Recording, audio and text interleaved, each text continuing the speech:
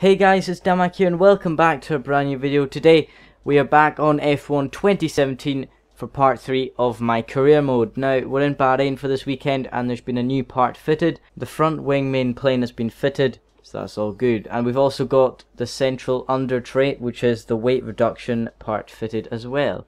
Right guys, so I'm going to run my components that I was talking about in the last episode. I'm going to run them for practice and then see what we can do. So let's head into practice 1 now and hopefully not blow up our engines. So we exit the final corner now to come over the line. Good work. You seem to have a solid hand. Okay, so we've done the track acclimatization. We're going to go out and do the qualifying pace, and I think we might just head over to quali. Yeah. Here are our qualifying goals. Qualifying 13th or higher and beat my teammate Kevin Magnussen, so this should be quite hard to do. It's going to be tight if we can do another lap or not. Coming to the line now, and we're into P16. Okay, so we have to push on this lap. Right, okay, so I'm coming across the line now. I haven't improved, I'm the last man to cross the line, nobody else can set a lap. And it's P16 in quali. Really unfortunate, I messed up on my lap. Kevin Magnussen out-qualifies me once again as we go out in Q1 once again. Oh, this is not going well for us in qualifying. We need to do something about this. It's really unfortunate. Anyway, on to the race now. We're starting from P16, so let's hope it's a good one. Okay, so our race goals this weekend are finish the race in 15th position or higher and beat my teammate Magnussen. Now, if I just finish it in 15th, that means I gain a place in the race, so I'll be happy with that. Let's take a look at how the cars line up. Sebastian Vettel has a clear track ahead of him today. He starts in pole position, and Lewis Hamilton completes the front row. Looking down the rest of the grid, we have Verstappen, Bottas, Kimi Raikkonen, and Stroll, Massa, Ricciardo, Sainz, and Sergio Perez, Kvyat, Magnussen, Esteban Ocon and Hulkenberg, Palmer and a Haas, Marcus Ericsson and Fernando Alonso, Wehrlein and Stoffel van Dorn completes the grid. Now it's almost time to lights out, so let's go down to the track. So here we are on the grid for the Bahrain Grand Prix round 3 of the season, starting in P16, our teammate Magnussen in P12. So we've got a lot to climb if we want to beat Magnussen, but we'll just have to hope for some luck like we did in China. Anyway, looking at the race strategy, the forecast for this race is completely clear, dry, looks some overcast at the end, and we're going to stick with a high tire management program, which is quicker. We're going on a 2-stop, super soft to super soft, and then to the mediums at the end, but we may change it up, you never know. So let's head on to the formation lap of the Bahrain Grand Prix.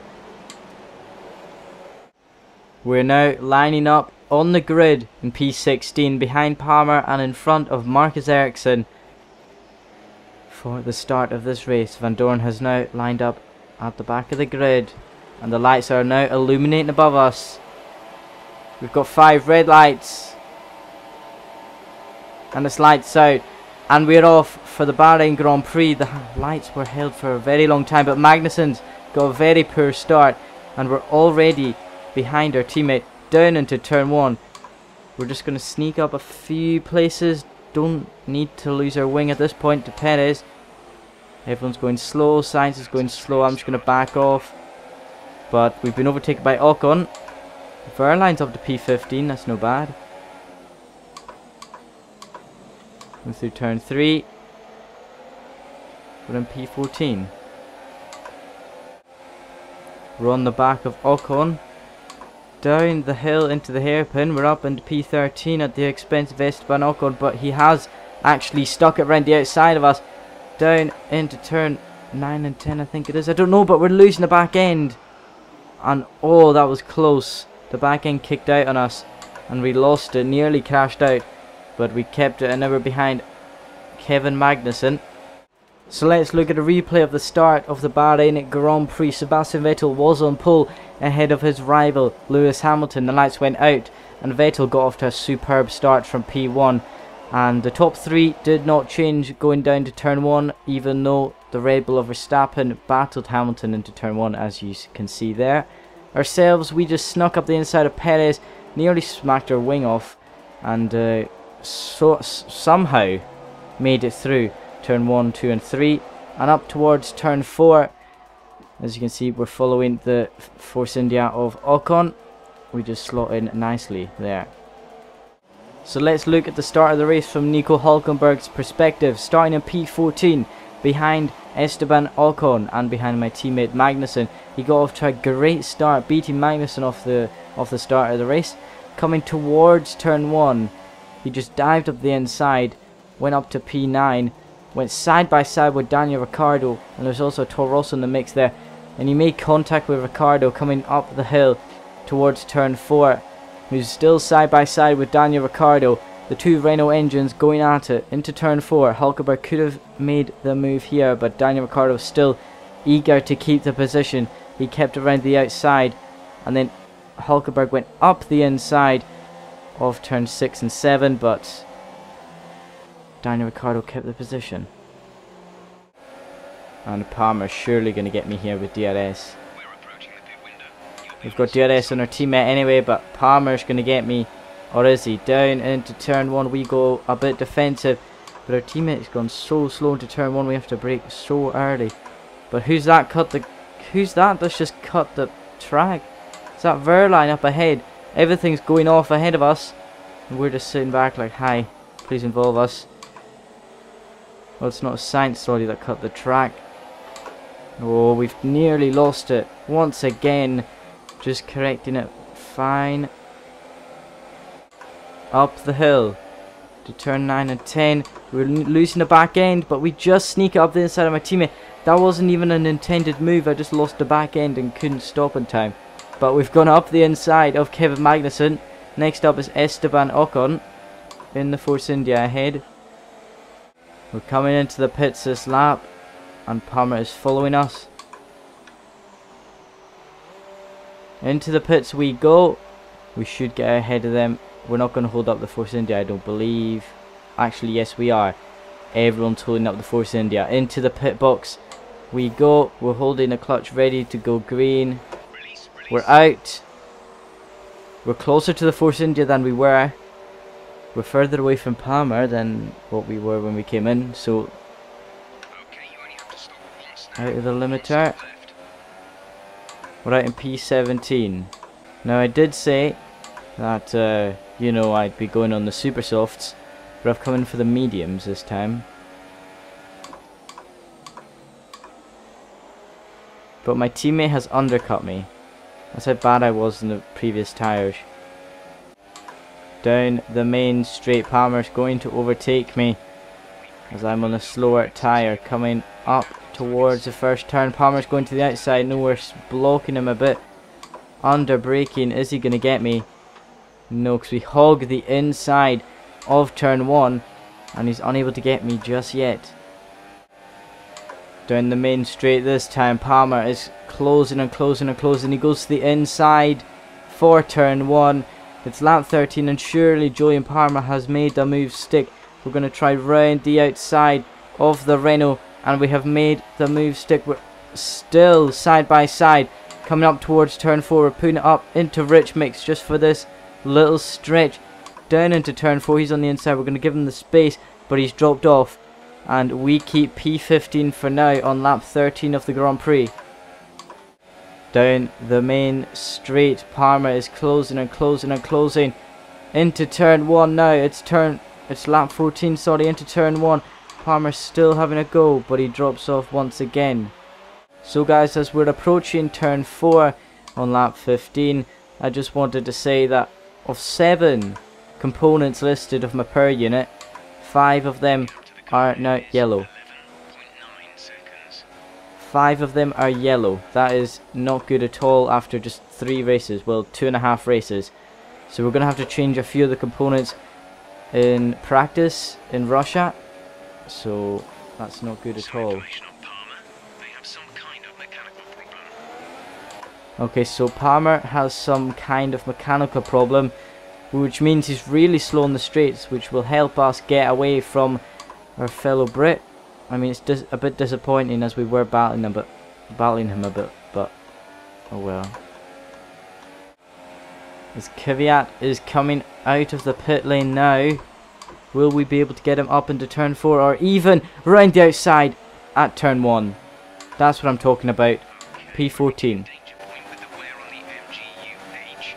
Overheating the engine will exacerbate the issue, so keep the temps under control. Okay, so I've been told to keep the temps under control as the MGUH is overheating. It's on 65%, so I can see why. Down the main straight, Kvyat is going to get DRS and he's going to overtake me into turn 1. We're going to go defensive. He tries to go round the outside. He tries to switch back, but Alonso's there. And he can't get past. We just haven't had the pace on this track. As Danny Kvyat is going for a move and surely he's going to get it. Into turn 1. We're going to force him under braking into the inside. Going to go a bit deep, get the turn in, and we've kept Kvyat at bay just for now.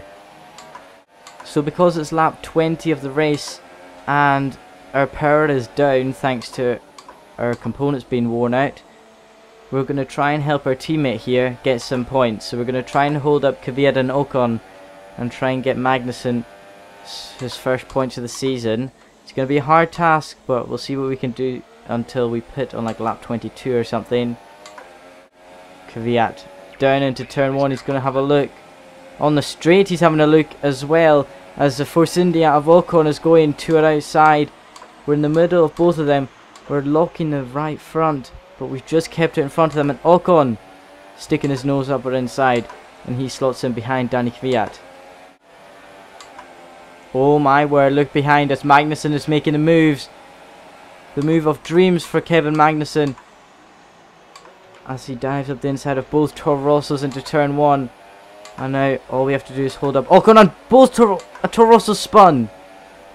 There's a Toro Rosso spun behind us at turn 2. And I do not know which one that is. But that's really unfortunate. The two Toro Rossos came together there. Let's take a look at what cost Carlos Sainz points in this race. He's overtaken his teammate Danny Kvyat, and on the right you can see our own teammate Kevin Magnussen overtaking him down into turn 1. Ocon is there, so Sainz can't go any forward. Sainz gets boxed in by my teammate and his own teammate, and he smashes it into Kvyat. Kvyat spins him once again, and that's it. He has to go in the gravel to get out of it. That's really disappointing for Carlos Sainz. Getting taken out by his teammate once again, Torpedo. Let's see that on board from Danny Kvyat, the Russian. Braking into turn 1, he tries to go round the outside of everyone. He fails, and then he didn't back off. He just ran over the curbs and went straight into his teammate, and that's really unfortunate. We've got Ocon behind us, and Magnussen is behind him, but Magnussen's not close enough for a move. Ocon's trying to make a move on us up into turn 11. We need Magnussen to be close to Ocon here. Magnussen could get his first points of the season if he still battles with this Force India car once we come in the pits this lap. We could be cheeky here. Under braking. Ocon goes for the move. We're going to force him out wide a bit. That should let Magnussen try and have a go at him. We're coming into the pits this lap. And we're in the pits now. For a set of super soft tyres. Now we should be coming out probably behind Sainz. It was Sainz that spun. And yeah, and Alonso. Exit now. Oh no, we're behind everyone now. At least we're on the faster tyre, that's all I'm saying. We're going to come out in P18 behind Ericsson. Okay, stay clear of the white line on the exit. Receive a penalty. As we're going to try and dispose of Marcus Ericsson on the run down to turn 11. The second DRS straight. We've got the slipstream. We pull out. And now that's P17 from Marcus Ericsson. Next up is a McLaren of Stoffel van Dorn. We should be able to get him on the main straights, especially because of his engine. So let's have a go. Anyway, we're on the back of Stoffel van Dorn coming down to the main straight now. To start lap 25, we pull out of the slipstream with the DRS. And that's P60. Next up is the Sauber of Pascal Wehrlein, so he should be easy to pass as well with his old Ferrari engine. Lap 25, we're closing in with DRS onto Pascal Wehrlein. Down to turn 11. Says we should be getting blue flags, but we're not yet. We're right behind Wehrlein.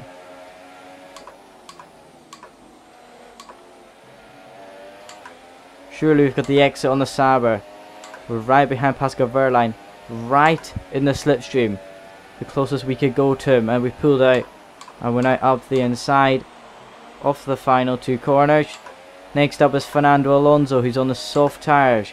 He's up the road a bit, but he's got a Honda engine on the straights. That's what we need to think about.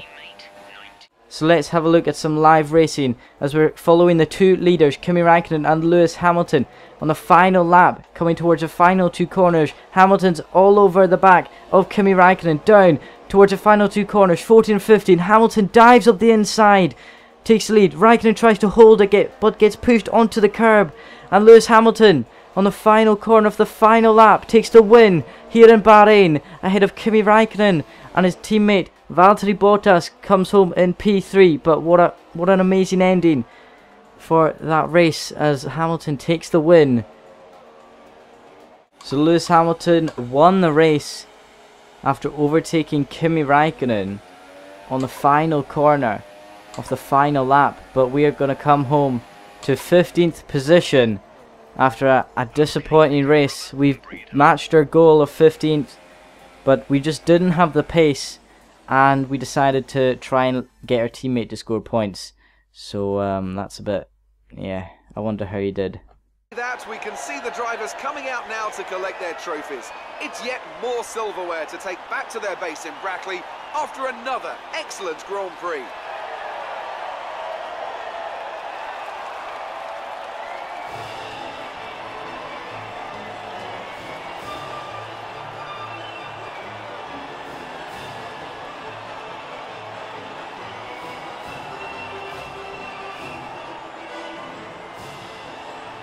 So as you have seen on the replays, Lewis Hamilton overtook Kimi Räikkönen on the final corner of the final lap of the 3rd race of the season to take the win here ahead of the Ferrari. Bottas also gets a podium with Vettel, the pole sitter, all the way down in 4th position. Daniel Ricciardo gets his first points of the season with a 5th place finish ahead of his teammate Max Verstappen, who finished in P6.